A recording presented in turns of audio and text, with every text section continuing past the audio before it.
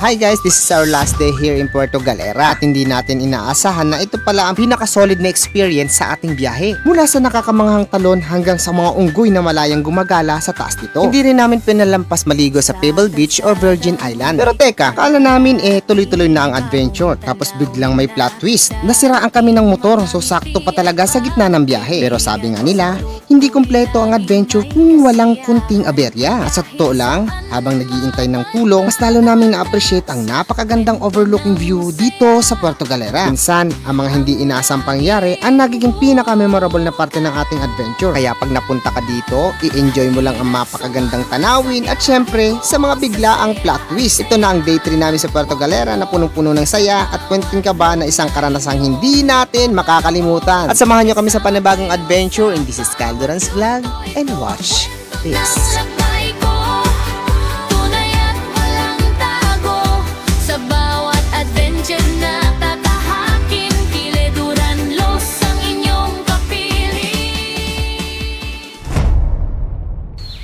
Magandang araw mga idol at nandito na tayo sa huling araw ng ating adventure dito sa napakagandang Puerto Galera. Marami na tayong napuntahan, naranasan at nakita na talagang hindi natin malilimutan. Pero bago magtapos ang ating biyahe, hindi pa rito nagtatapos ang ating kwento dahil papunta pa lang tayo sa exciting na bahagi ng ating adventure.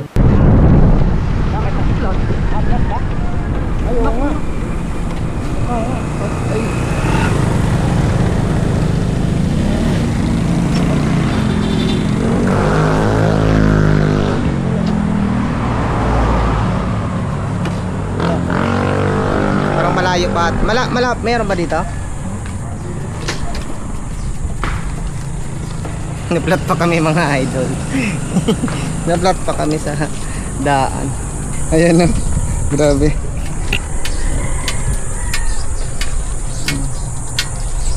So habang nag-aantay ako kay kuya dahil nagpa-vulcanize muna, so ini-enjoy ko muna at nanonood muna ako dito sa mga dumadaang mga naka-big bike. So halos nangangalahati pa lang kami sa aming destinasyon, nagkaroon nga kami ng aberya dito. Pero matapos naman kaming magpa-vulcanize ay si kuya na yung pinag-drive ko dahil mas kabisado niya yung daanan at marating namin ng mabilis papunta sa aming destinasyon.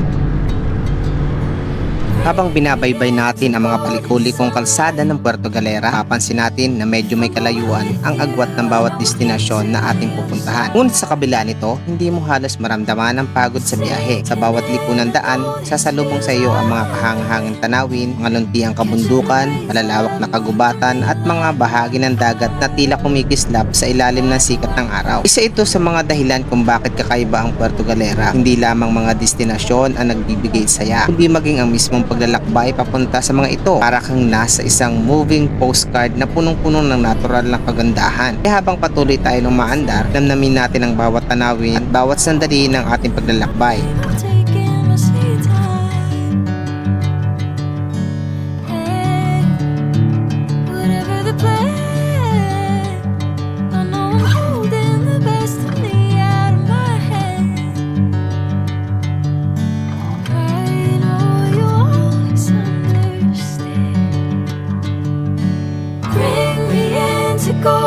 Habang nasa biyahe tayo, mapapansin natin ang ilan sa mga residente na nakasakay sa ibabaw o top load ng jeep. Isa itong tanawing karaniwan sa ilang lugar dito sa Puerto Galera, lalo na sa mga rutang bumabiyahe papunta sa mga mas malalayong barangay. Unti-unti nating makikita at mauunawaan ang kanilang pang-araw-araw na pamumuhay. Sa vlog na ito, hindi lang natin ipinapakita ang kagandahan ng tanawin at ang mga pasyalan ng Puerto Galera, hindi pati na rin ang simpleng buhay at kabuhayan ng mga taong bumubuo sa komunidad na ito.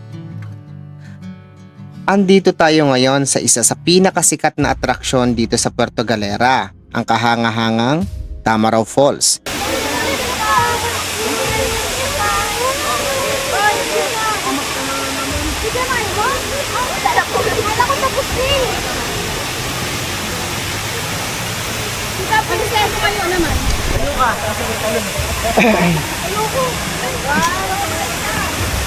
So guys, andito tayo ngayon sa Tamaraw Falls ng Puerto Galera. So kung napapanood nyo to sa mga Facebook, ito na yun, yung isa sa mga pinakamataas na falls dito sa Puerto Galera. Ayan, napakalinaw ng tubig.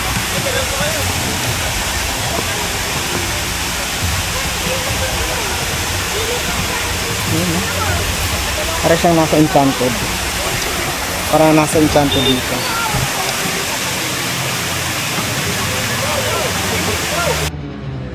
Isa ito sa mga lugar na hindi dapat palampasin kapag bumisita sa Puerto Galera. Ngunit alam nyo ba ang Tamaraw Falls ay may taas na humigit kumulang 423 talampakan o mahigit 120 metro? Mula sa kalsada pa lamang ay kitang-kita na ang malakas na agos ng tubig na bumabagsak mula sa kabundukan. Kaya madali itong mapuntahan ng mga turista. Marahil ay nagtatanong kayo kung bakit Tamaraw Falls ang tawag dito. Ang pangalan na ito ay hango sa tamaraw, isang uri ng maliit ngunit matibay, mabangis na kalabaw na matatagpuan lamang sa isla ng Mindoro. Ang tamaraw isa sa mga simbolo ng Mindoro at itinuturing na isa sa mahalagang bahagi ng likas na yaman ng lalawigan. Isa sa mga magandang matututunan sa pagbisita sa Tamaraw Falls ay ang kahalagahan ng pagpapahalaga sa kalikasan. Ang ganitong likas na yaman ay hindi lamang nagbibigay ng kabuhayan sa turismo, bagkus nagsisilbi ring tahanan ng iba't ibang halaman at hayop sa lugar.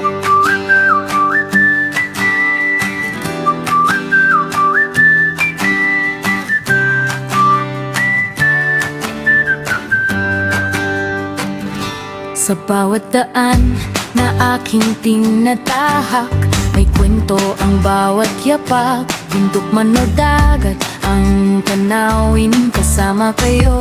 Sa bawat hangarin, bitbit ang saya. Kamera'y nakahanda. Sa bawat sandali, alaala'y kumikislap pa. Halina't sumama sa biyahe ko, sa saya at saya ng mundo. Sa bawat vlog na inyong mapapanood, kasama kayo sa bawat yugto. Ito ang kwento ng lakbay ko, tunay at walang tago. Sa bawat adventure na tatahakin, pileduran los sa inyong kapiling. Ito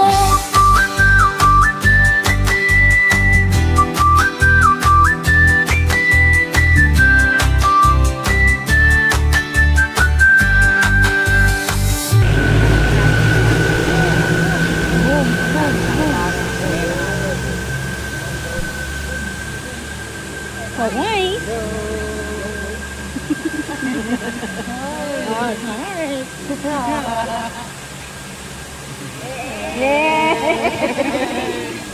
Kamay katakit.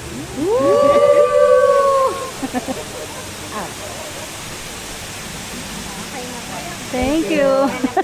Sige, yung binibidyoan mo, Daddy. Next natin.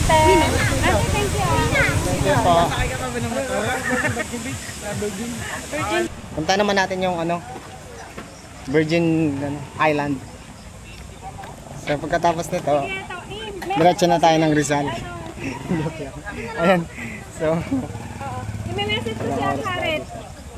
9 na, 9. Yes, pauwi na tayo. Uso dito yung tuk-tuk. Yun. So, sa mga gusto nyo para safe kayo, tuk-tuk na yung gamitin nyo. O, yan, paalis na tayo. Message kita, Nice. Ganda ng experience dito.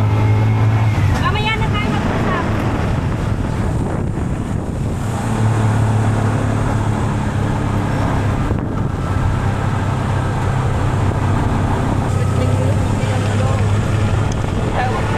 Domingo?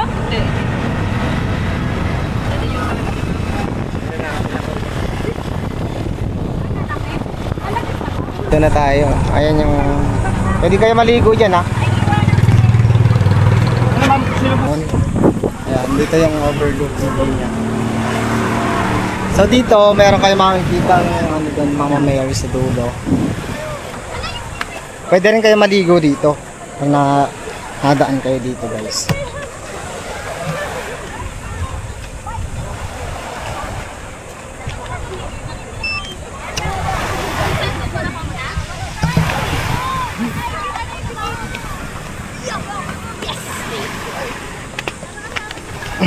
Medyo pababa lang, ingat lang tayo.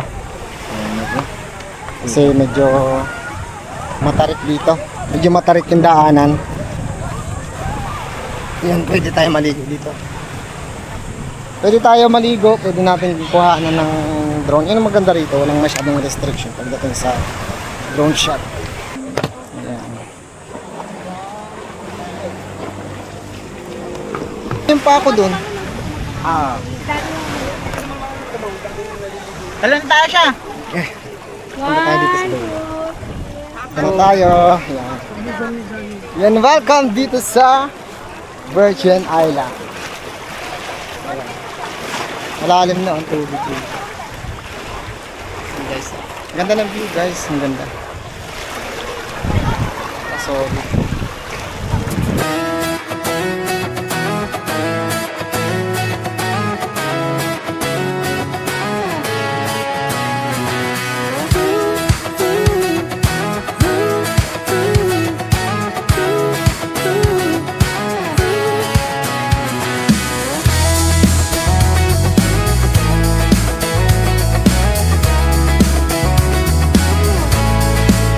I got my head in the clouds so high, feet on the ground, but I still get by.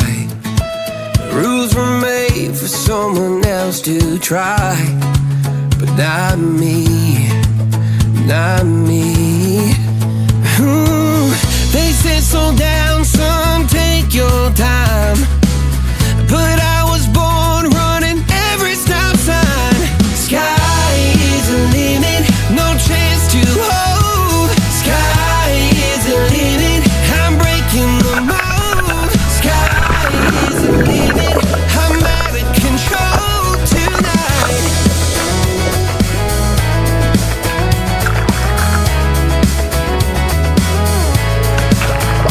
Every doubt just feeds the flame. Every scar reminds me why I came. I've been broke, I've been blessed, carry faith in an empty chest till now. The stars are down like good old friends, saying boy, don't. Uwi na tayo guys. Ayan na si ate. Sundo natin. Summer at the high school. Ayan si hello. Let's go na ma'am. Let's go. Uwi na tayo. Balik tayo tomorrow. Kaburakay ka na galing. Ayan na yung sundan natin mga lads. Pabalik na ng Pantalan. Ay, dito yata ito sa likod. Okay. Let's go na. Uwi na tayo. Uwi na time. Tita, ito, magumog. Dina. Sir, ito po yung ticket niya. Ay, thank you so much. Pagdating po doon sa terminal, kukuha lang kayo ng terminal ticket, 10 pesos lang kami sir. Sige ba? Salamat po. Day. Bye! Ito pala. Mga na-stranded ano. Po ay mga walang ticket yan. Yan, maganda pa rin talaga yung may kausap kayo dito guys. Kasi mga gusto maghanap din ng traveling tour na mag-a-assign guys. Sure po na may ticket kayo. Sure na may ticket kayo kina kuya. Sure na makakabiyahin kayo. Hindi kayo magpapakasakali. Pwede natin magkano. Lalo na ganyan, maraming masaya. Opo. Totoo naman po yan.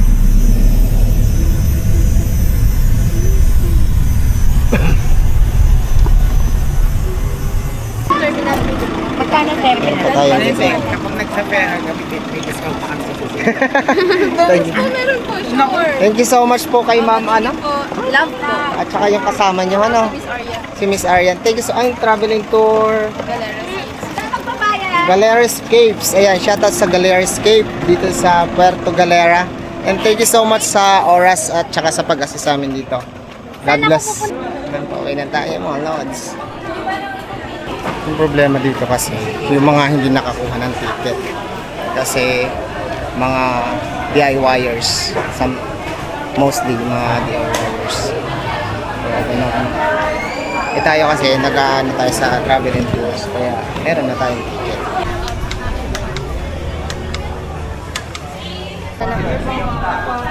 Ay, thank you. Ingat pa kayo. Good luck sa sa Tondo. Kita-kita na lang tayo. Kita-kits tayo later. Yan, boarding na tayo mga lods. Paalam, Puerto Galera. See you next year.